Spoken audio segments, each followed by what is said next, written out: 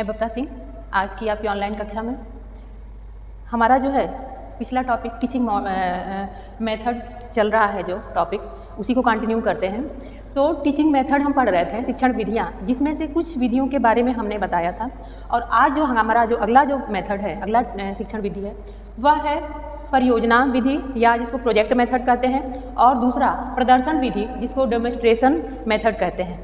तो इन दोनों विधियों पर हम आज चर्चा करेंगे आपसे, ठीक है। तो चलिए आप तैयार हो जाइए अपने ऑनलाइन कक्षा के लिए और आगे जो है इस टॉपिक को सीखने के लिए। ओके, चलिए शुरू करते हैं। पहला प्रदर्शन विधि।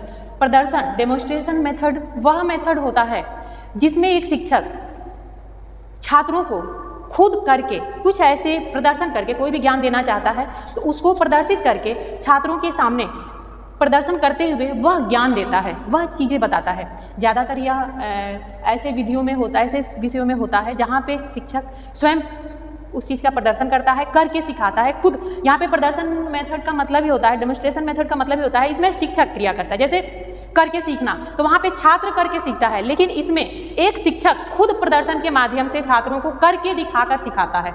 जैसे कि एक आप डांस टीचर एक जो है नृत्य अपना डांस करके उसके स्टेप बाय स्टेप जो भी है सिखाता है छात्रों को। एक म्यूजिक टीचर हो सकता है जो गा के उसका राग या स्वर बता के। एक योग टीचर, योगा के टीचर जो योग करके आसन करेंगे तभी बच्चा उसके सही जो है कैसे सही क्रिया है वह सीख सकता है। इस तरह से प्रदर्शन मेथड जिसको हम निदर्शन भी कहते हैं, जिसको निरूपण भी कह सकते हैं। तो यहाँ पे डेमोन्स्ट्रेशन मेथड जो होता है, प्रदर्शन विधि जो होता है, यहाँ पे शिक्षक करके सिखाता है। एक बात ध्यान रखिएगा, इसमें क्या है, शिक्षक खुद करके स्वयं करके प्रदर्शित करके और छात्रों को सिखाने की कोशिश करता है। तो यहाँ पे क्या है, शिक्षक स्वयं करता है, छात्र वहाँ देख के सीखता है। तो कहीं ना कहीं यह शिक्षक छात्रों को देख के, वैसे भी अनुकरण शिक्षक के बहुत सारे क्रियाकलाप छात्र देख के भी सीखता है। और कुछ ऐसे विषय हैं जिसपे बिना हम क्रिया करके, बिना एक्टिविटीज़ के माध्यम से ही उस विषय का ज्ञान दे सकते हैं। जैसे कि हमारा होम साइंस है, कुछ हम चीज़ें अगर बना रहे हैं या कोई चीज़ बता रहे हैं, कोई भी प्रैक्टिकल ऐसा एक्टिविटी जहाँ पे इसको एक तरह से प्रयोग भी, लेकिन प्रयोग में छात्र और शिक्षक दोनों कर सकते हैं। लेकिन यहाँ जब हमारा डेमोन्स्ट्रेशन मेथड होता है, इसमें शिक्षक ही करके छात्रों को दिखाता है, ठीक है। बहुत सारे ऐसे मेथड विषय हैं, बहुत सारे ऐसे सब्जेक्ट हैं जिसमें शिक्षक को वहाँ करके बताना पड़ता है, ठीक है। तो ये बात ध्यान रखिएगा। और इसके क्या है, छात्र स्वयं देखता है, देख के सीखता है, ज़्यादा प्रभावी है। शिक्षक का अनुकरण छात्र करता है। तो यहाँ पे जो है शिक्षक जो भी क्रियाकलाप है, शिक्षक के व्यक्ति, तो शिक्षक के जो है वह सारे क्रियाकलाप छात्रों को प्रभावित करते हैं और छात्र सीखता है। यहाँ पे छात्र मानसिक रूप से तत्पर रहता है, वह देखकर सीखता है तो ज़्यादा रुचिकर है।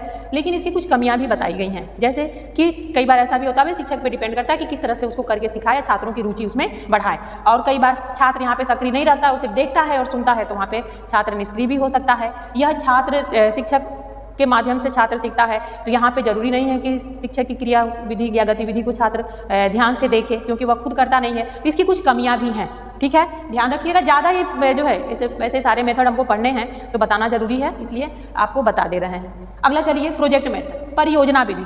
एक बात ध्यान रखिएगा, परियोजना विधि या प्रोजेक्ट मेथड बहुत इंपॉर्टेंट टॉपिक है, मेथड है, बहुत इंपॉर्टेंट विधि है। क्यों? क्योंकि इसको अक्सर पूछता रहता है। परियोजना विधि जो है, प्रोजेक्ट मेथड जो है, यह एक तरह से देखें परियोजना या जॉन डीवी द्वारा प्रयोजना से या परियोजना से आया है। परियोजना जो हम परियोजनावाद से आया है, कह सकते हैं परियोजनावाद। कैसे? क्योंकि इस विधि के जो जन्मदाता हैं जॉन डीवी के शिष्य किलपैट्रिक हैं। कौन है? किलपैट्रिक। जॉन डीवी के शिष्य किलपैट्रिक हैं इसके जन्मदाता, और ये प्रयोजनवाद से आया है। जैसा कि प्रयोजनवाद जानते हैं, प्रेगमेटिज्म जिसको कहते हैं, प्रेगमेटिज्म प्रयोजनवाद का वो है। प्रेगमेटिज्म जो शब्द है यह प्रेगमा से बना है। किससे बना है? प्रेगमा से। प्रेगमा का मतलब ही होता है क्रिया या करके सीखना, क्रिया आधारित अधिगम। यह कौन है? और यह जो है प्रेगमेटिज्म जॉन डीवी द्वारा दिया गया है। जॉन डीवी, इनके शिष्य थे कौन? किलपैट्रिक। कौन थे? शिष्य थे। इसलिए प्रोजेक्ट मेथड में या परियोजना विधि में इनकी जो है वह इनके द्वारा दिए गए सिद्धांतों को इन्होंने अपनाया है और उसी के आधार पर इन्होंने अपने जो है शिक्षण विधि दिया है। एक बात और ध्यान रखिएगा, प्रयोजनावाद के ही द्वारा नहीं, इसमें एक और चीज़ जुड़ जाता है। हर्बर्ट द्वारा दिए गए पंचपदी प्रणाली या जो है 5 स्टेप जो उन्होंने अपना वो दिया था शिक्षण की, जो आपके शिक्षण उपागम दिए थे, अप्रोच दिए थे, या शिक्षण जिसको कह सकते हैं योजना, पाठ योजना के प्रारूप दिया था, तो यह हर्बर्ट द्वारा दिए गए। कहीं ना कहीं हर्बर्ट ने जो पंचपदी प्रणाली दी थी, इस पंचपदी प्रणाली को तथा जॉन डीवी द्वारा दिए गए इन दोनों के कहीं ना कहीं मिश्रित रूप से किलपैट्रिक ने एक नई विधि की शुरुआत की, जिसे हम परियोजना मेथड या प्रोजेक्ट मेथड, परियोजना विधि या प्रोजेक्ट मेथड कहते हैं। ठीक है, यहाँ तक समझ में आया आपको कि परियोजना विधि, प्रोजेक्ट मेथड जॉन डीवी के शिष्य किलपैट्रिक द्वारा दिया गया है। क्योंकि जॉन डीवी जो थे वह किलपैट्रिक के गुरु थे और इन्होंने प्रयोजनवाद की शुरुआत की थी। तो प्रयोजनवाद चूंकि खुद ही एक क्रिया पर आधारित है, करके सीखने पर बल देता है, और इन्होंने हर्बर्ट द्वारा दिए गए पंचपदी प्रणाली, जो 5 स्टेप जो उन्होंने बताए, उनको भी इन्होंने अपने उसमें लिया है कि उन दोनों को एक तरह से दोनों को सम्मिलित करते हुए एक नई विधि का शुरुआत किया, जिसे हम प्रोजेक्ट मेथड या परियोजना विधि कहते हैं। इसलिए दोनों गुणों का कहीं ना कहीं इसमें समावेश मिलता है। ठीक है, अगला हम आते हैं, प्रोजेक्ट मेथड जो है क्या? किसी भी ऐसे कार्य को सबसे पहले जब इस मेथड की शुरुआत हुई तो प्रोजेक्ट वर्क जो दिया जाता था वह क्लासरूम के बाहर, यानी कि कहीं बाहर जो है उन परिस्थितियों में कोई एक कार्य प्रोजेक्ट दे दिया जाता जिस पे बच्चे कार्य करते थे। बाद में जब ये प्रयोग होने लगा तो ये क्लासरूम के बाहर अथवा क्लासरूम में भी इस मेथड का प्रयोग किया जाने लगा गया। ठीक है, तो यह कक्षा रूम, एक क्लासरूम में या क्लासरूम के बाहर कहीं भी इस मेथड का प्रयोग किया जाता है।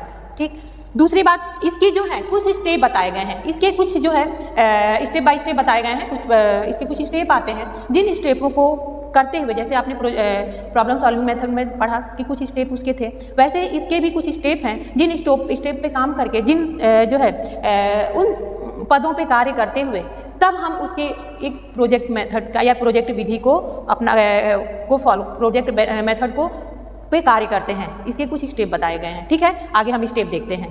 जो इसके स्टेप बताए गए हैं, जो भी जॉन डीवी ने, किलपैट्रिक ने जो एक प्रोजेक्ट अपने मेथड में, अपनी विधि में जिसको स्टेप बताए या जिसको सोपान बताए हैं, उन सोपानों या पदों को हम थोड़ा सा देखते हैं कि कौन कौन से स्टेप हैं।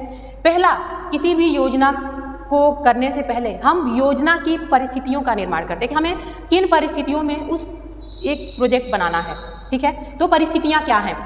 पहला, परिस्थितियाँ, हम परिस्थितियों का निर्माण करते हैं, यानी कहीं ना कहीं सिचुएशन हम देखते हैं कि हमारी सिचुएशन क्या है, हमारी परिस्थितियाँ क्या हैं, उस परिस्थितियों के आधार पे हम अपना जो है योजना का चुनाव करते हैं। दूसरी बात, हम योजना, परिस्थितियों के आधार पर हम योजना को चयन करते हैं। यहाँ पे सेलेक्ट ऑफ द प्रॉब्लम, जो भी योजना, planning, select of the plan. और पहला जो क्या है, एक जो है परिस्थिति का निर्माण करते हैं, फिर परिस्थितियों के आधार पे हम योजना का चयन करते हैं। तीसरा हम आते हैं समस्या का योजना बनाना। जब हम परिस्थितियां और योजना का चुनाव कर लेते हैं तब उस समस्या पर हम एक जो है उसकी एक प्लानिंग करते हैं कि हमें उन समस्या पर कैसे कार्य करना है। तो उस कार्य करने से पहले हम उसकी प्लानिंग करते हैं। ठीक है, प्लानिंग करने के बाद से फिर उसको क्रिया के रूप में लेते हैं, उस प्लान को क्रियान्वयन करते हैं। ठीक है, उस कार्य को हम क्रियापद के रूप में लेते हैं। जब उस कार्य को हम क्रियान्वयन के रूप में करेंगे तो फिर उसका इवैल्यूएशन, मूल्यांकन भी करेंगे। क्योंकि उसके कुछ जो है कुछ मेरिट्स या कुछ डिमेरिट्स जरूर होंगे। जब कोई भी कार्य हम करते हैं तो उस कार्य को कुछ मेरिट और डिमेरिट्स होते हैं। कार्य का कुछ, जब हम समालोचना करते हैं तो उसके कुछ कार्यों का मूल्यांकन करेंगे तो उसके कुछ प्लस पॉइंट होंगे, कुछ उसके मेरिट्स होंगे और कुछ डिमेरिट्स होंगे। उन दोनों पक्षों का हम मूल्यांकन करते हैं, दोनों पक्षों का उल्लेख करते हैं और उसकी बाद से तब हम एक लेख प्रस्तुत करते हैं कि हमने इस प्रयोजना को किया, उस पर कार्य कैसे किया, उस कार्यों को क्रियान्वयन किया, उसका क्या मूल्यांकन निकल के आया, और फिर उस टोटल का एक लेखा तैयार करते हैं। इस तरह ये हमारे 6 जो हैं स्टेप को हम फॉलो करते हुए इस प्रोजेक्ट पे कार्य करते हैं, किसी भी प्रोजेक्ट पे कार्य करते हैं।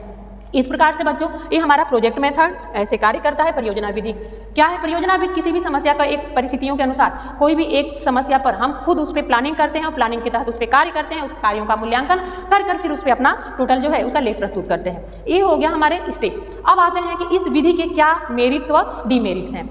पहली बात कि जब हम एक प्रोजेक्ट वर्क करते हैं तो यहाँ पे प्रोजेक्ट वर्क में हम एक ग्रुप करते हैं, ग्रुप में करते हैं, 2 बच्चे 4 बच्चे या जो भी जैसा प्रोजेक्ट होता है वैसे ग्रुप होता है। तो एक ग्रुप में करने से हमारे एक लोकतांत्रिक गुणों का विकास होता है। ठीक है। हम एक साथ सहानुभूति, प्रेम, एक दूसरे के साथ सहयोग, इन सारी भावनाओं को विकसित कर छात्रों में होता है, ठीक है। अगला जो है छात्र करता है तो खुद करता है, क्रियाशील होता है, ठीक है। स्वतंत्र वातावरण में करता है तो वह स्वतंत्र होता है कार्यों को करने के लिए, अपने रुचि के अनुसार, अपने योग्यता के अनुसार यहाँ कार्य करता है। दूसरा, छात्रों के उनके जो है उनके ऊपर यह प्रोजेक्ट कार्य करना होता है, उनके ऊपर निर्भर करता है कैसे करें। यहाँ पे हर छात्र की अपनी अपनी जो है योग्यताएं, क्षमताएं हैं, तो यह विधि कहीं ना कहीं उनके इंडिविजुअल डिफरेंस को भी ध्यान में रखता है, यानी उनके वैयक्तिक विभिन्नता को भी ध्यान में रखते हुए कराया जाता है। छात्र करके सीखता है, यानी कि स्वयं करके सीख रहा है, यानी करके सीखने पर जोर दिया जाता है। तो छात्र शारीरिक रूप से सक्रिय रहेगा, मानसिक रूप से सक्रिय रहेगा, वह उसका बौद्धिक विकास होगा, शारीरिक विकास होगा, मानसिक विकास होगा और भावात्मक विकास होगा, संवेगात्मक विकास होगा, क्योंकि वह सारे ग्रुप में कार्य कर रहा है। यहाँ पे सारे पक्षों का विकास होता है। अगली बात, इसी के साथ ही छात्र क्योंकि स्वयं करके सीखता है तो कार्य करके सीखता है, यहाँ श्रम की भावना के प्रति उसके अंदर सम्मान आएगा, ठीक है। वो करके सीखेगा, उसके श्रम करने की क्षमता का विकास होगा, वो श्रम करने में जो है सम्मान महसूस करेगा, यानी उसको कहीं ना कहीं श्रम को सम्मान की नज़र से देखेगा। करके सीखता है तो उसकी रुचि उत्पन्न होगी, वह इंटरेस्ट जागेगा, उसको कार्य में उसकी रुचि रहेगी तो कार्य अपना अच्छे से करेगा। इस तरह से जो प्रोजेक्ट मेथड है कहीं ना कहीं यह हर स्तर के बच्चों के लिए जो है माध्यमिक, उच्चतर माध्यमिक या जो भी है हायर, हर लेवल के बच्चों को प्रोजेक्ट वर्क आज के समय में जो वर्तमान शिक्षण प्रणाली है छात्रों की स्वतंत्रता पर, अधिगम पे जोर दे रहा है और छात्र स्वयं करके सीखे इस पर बल दे रहा है, इसलिए भी यह मेथड कहीं ना कहीं ज़्यादा उपयोगी है। और एक बात और ध्यान रखिएगा, ये मेथड जो है यह ज़्यादा एग्जाम में पूछता रहता है, पेपर में हमेशा आपके आता रहता है, तो ये बहुत इंपॉर्टेंट टॉपिक है। तो इस पर जो है प्रश्न आपके आते हैं तो ध्यान से इसको देखिएगा और आप इसको जो है इसको पढ़िएगा। अब इसके कुछ डिमेरिट्स, हालांकि इसके मेरिट्स ज़्यादा हैं, डिमेरिट्स कम है। अब डिमेरिट्स ये है कि पहले से कोई भी कार्य करते हैं उसका प्लानिंग करेंगे, उस पर कार्य करेंगे, तो इससे हम हर कंटेंट को पूरा नहीं कर सकते हैं, ठीक है।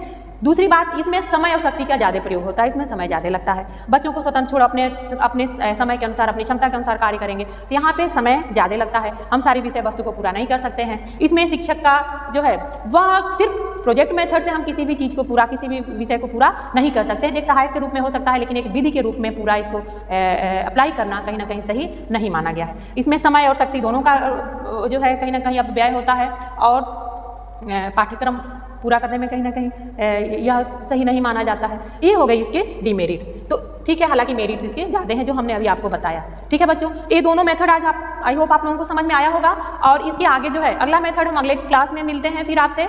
आज के लिए इतना ही। आई होप आप लोग जो है इसको समझे होंगे और आगे जो है आप कंटिन्यू अगला सब्जेक्ट, अगला जो है मेथड हम आगे आपके क्लास में बताएंगे। इतना ही। Thank you, have a nice day, स्वस्थ रहिए और मस्त रहिए। Thank you.